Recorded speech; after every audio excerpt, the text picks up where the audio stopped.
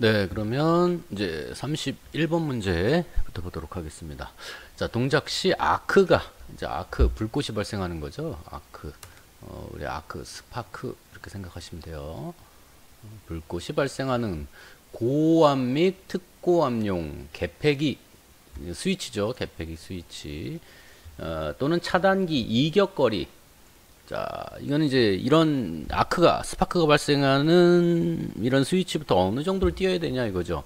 목재, 벽, 천장, 기타 가연성 물체로부터의 거리 기준으로 옳은 것은 단 사용 전압이 35kV 이하의 특고압용 기구 등으로서 동작할 때 생기는 아크의 방향과 길이를 화재가 발생할 우려가 없도록 제한한 경우가 아니다. 자, 이거는 우리 이제 이 안전 지침에 어떤 기준으로 나왔기 때문에 이런 내용이 들어갔는데, 이건 그냥 참고로 보시면 되고, 중요한 건 여기서 핵심 중요한 건 이격거리다. 이격거리라는 말. 그래서 여기 해설을 보시면 아크 발생으로 인한 화재를 예방하기 위해서는 어떤 목재의 벽 천정 또는 가연물 이런 걸로부터 이런 불꽃이 튀길 만한 기구를 떨어뜨려 놔라. 자, 이격거리를 우리가 얘기할 때 고압용은 1m 이상, 특별고압용은 2m 이상이다. 자, 우리가 교류 기준으로 여러분들 배웠죠? 1kV 이하면 저압, 1kV 초과해서 7kV 이하까지. 여긴 저압, 여기는 고압, 이렇게 얘기를 했습니다. 그 다음에 특별고압, 특고압이라고 우리가 얘기하는데, 특고압은 7kV 이상이다 라고 얘기를 했었어요. 그래서 여기는 이렇게 요 두 가지에 대해서 얘기를 하는데 1m, 2m다. 꼭 기억해 두시기 바랍니다. 또 자주 나옵니다. 다음 32번. 절연문의 절연 계급을 최고 허용 온도가 낮은 온도에서 높은 온도 순으로 배치한 것은, 자, 요거는 이렇게 해설을 잠깐 보시죠. 이 절연되는 절연물의 허용 온도, 어느 온도까지 견딜 수 있을 것이냐. 그래서 만약에 종류에 따라서 어떤 뭐 고압이나 이런 걸 쓴다고 한다면 절연물의 허용 온도가 좀 높아야 되겠죠. 저압은 좀 낮고, 그래서 제일 낮은 걸 Y종, A종, E종, B종, F, H, C종까지. 그래서 90에서 105. 자, 여기는 어떻게 12, 15가 증가된 거죠. 105에서 20, 또 15 여기서는 15 증가됐고요. 자, 어떻게 됩니까? 120에서 130, 10 증가됐고요. 그 다음에 130에서 155, 25 증가됐죠. 그 다음에 또 25 증가됐고요. 그 다음에 180 이상이다. 자, 이렇게 하면 쉽죠? 위에 15, 15, 가운데 10, 25, 25. 15가 두 번, 25 두 번. 그래서 Y종은 90도에서 허용 온도다라고 기억한다면 요 순서만 기억하면 돼요. 그 다음에는 자, 15, 15 올라가고 10 올라가고 25, 25. 마지막엔 그거 180 이상 이렇게 되는 거죠. 중요한 건 요것만 외우면 되는데, 온도는 자, 이 순서를 주로 물어봅니다. 허용 온도도 가끔 물어보지만 제일 중요한 건 순서를 물어보죠. 그래서 순서는 Y, A, E, B, F, H, C. 그래서 요 순서 Y, A, E, B, F, H, C. 요 순서를 기억해 두자. 자, 그럼 다시 문제로 한번 넘어가 보죠. 여기 절연물의 종류까지 뭐 알면 좋지만 이것까지 용도나 이것까지 우리가 다 암기하기는 어렵습니다. 자, 높은 온도 순으로 배치한 거. 자, 방금 나왔죠? 이 순서가 중요하다. 33번 보겠습니다. 자, 교류 아크 용접기. 교류 아크, 전기 용접기죠? 허용 사용률은, 자, 전격 사용률은 10%, 2차 전격 전류는 500A, 교류 아크 용접기의 사용 전류는 25A다. 자, 사용률이라고 하는 것은 전격 2차 전류.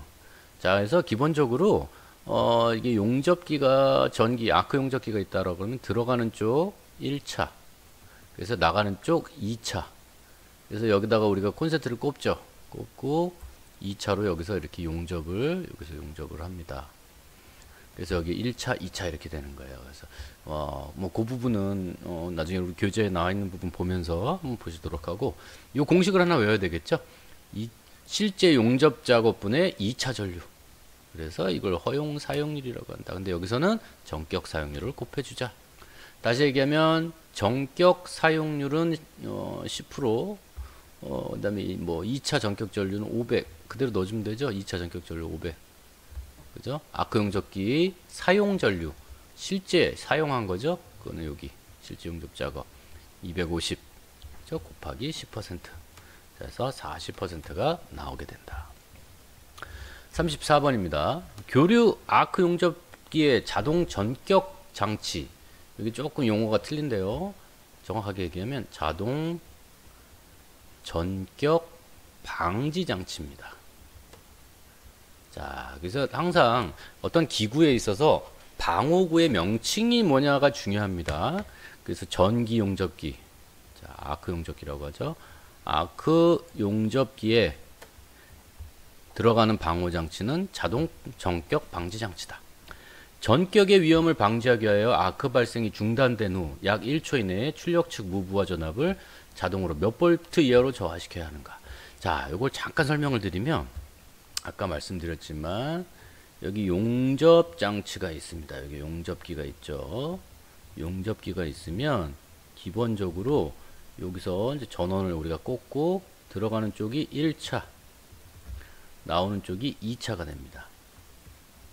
자, 1차에서는 우리가 보통 여기 뭐 220V 쓴다고 하죠. 근데 전기 용접에서 요 용접기의 트랜스를 통해서 이 전압이 바뀝니다. 이때가 110V로 들어오게 되는데 이 110V, 약 100V입니다. 100V가 들어오는데 이 100V를 가지고 우리가 용접을 합니다.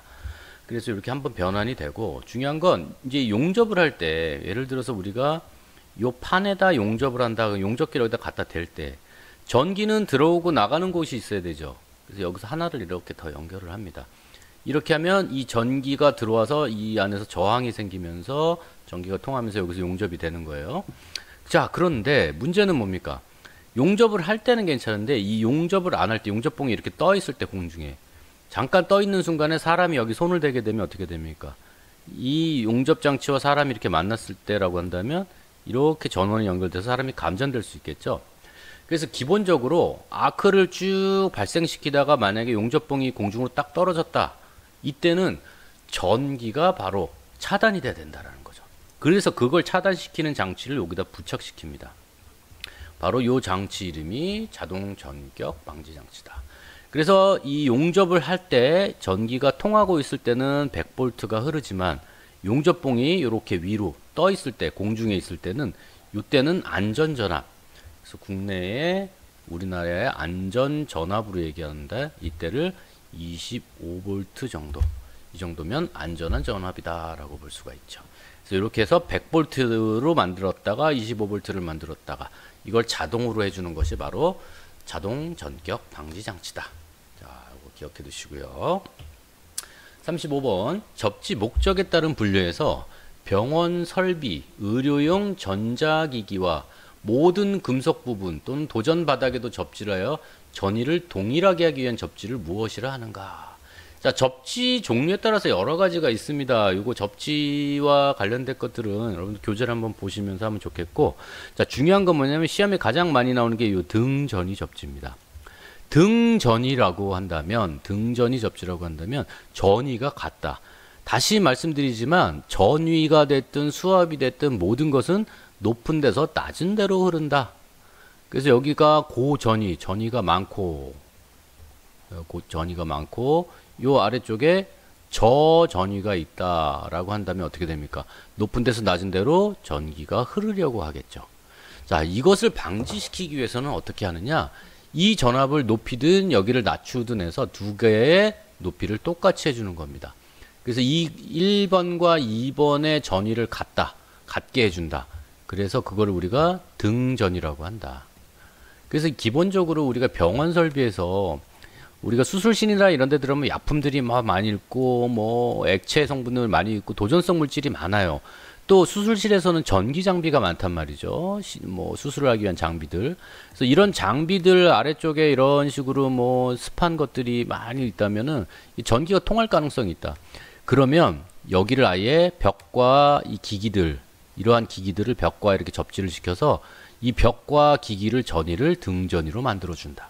그럼 전기가 통하지 않겠죠. 자, 그것을 등전이 접지라고 한다. 자, 요거 등전이 접지 하나 기억해 두시고요. 36번. 고압 및 특고압 전로에 사용하는 피래기의 설치 장소로 잘못된 것은? 자, 피래기는 뭡니까? 자, 건물이 이렇게 있는데 벼락이 쫙 쳐가지고 딱 맞으면 난리가 나겠죠. 누군가 감전되겠죠. 그래서 여기다 우리가 피래침이라는 걸 놓는다. 피래침을 올려놓으면 어떻게 됩니까? 이게 벼락이 쳤을 때 이 피래침에 맞게 되죠. 피래침을 딱 얘가 흡수를 해서 자, 어떻게 됩니까? 피래침에 연결된 전선을 이렇게 땅 속으로 이렇게 묻어버린다. 그러면 이 건물에 벼락이 치는 게 아니라 이렇게 벼락을 맞은 피래기를 통해서 인하도선이라고 하는데 이 도선을 통해서 땅 속에 있는 접지극을 통해서 땅 속으로 이렇게 전기가 가버린다. 건물은 안전할 수 있겠죠. 그럼 이 피래기는 어디에 설치하느냐? 특히 고압전로 가지고 있는 변전소, 발전소들은 전기 맞으면 난리 나겠죠. 그래서 이게 우리가 법적으로 산업안전 규칙에 나와 있는 설치 장소를 정하고 있습니다. 발전소, 변전소 또는 이에 준하는 장소의 가공전선 인입구 및 인출구. 자, 가공전선이라고 하는 것은 뭐 발전소가 있으면 이 발전소 옆에 이렇게 뭐 전신주가 있겠죠. 이쪽으로 이렇게 연결되는 이런 걸 가공전선이라고 하는데 이런 것들이 들어오고 나가는 곳 이런 부분들을 얘기합니다. 또 가공전선로에 접속하는 배전용 전압기의 고압 측이나 특고압 측. 자, 그다음에 고압 또는 특고압 가공전선로부터 공급을 받는, 여기서부터 이제 공급을 받는 공급 수용 장소 인입구. 자, 인입구는 들어오는 쪽이죠. 들어오는 쪽. 가공전선로와 지중전선로가 접속되는 곳. 자, 여기서 전선을 쭉 빼와서 건물에 이렇게 서로 만나는 부분. 이런 곳. 자, 요게 있다. 이거 중요하죠. 자, 아닌 건 뭡니까? 고압 가공전선로에 접속하는 배전용 전압기의 저압측이 아니다. 항상 뭐다? 고압측이나 특고압측이다. 들어오면 여기서 배전용 전압기가 있으면 고압이 여기서 들어오고 여기서 배전을 해서 저압으로 나가는 거죠. 그래서 어디든 여기다가 설치를 해줘야 된다. 얘기입니다. 다음 37번. 피래기로서 갖추어야 할 성능 중 틀린 것은? 자, 피래기 정말 중요하죠. 피래기의 성능 구조 기준, 성능 기준입니다. 여기 해설 보시면 반복 동작이 가능해야 된다. 자, 번개가 치고 벼락이 한번 치고 다시 또 치지 말란 법 있죠? 없죠? 연속으로 할 수 있을 때 칠 수 있기 때문에 반복해서 충분히 이걸 빼줘야 된다. 구조가 견고하고 특성이 변화하지 않을 것. 점검 보수는 간단할 것.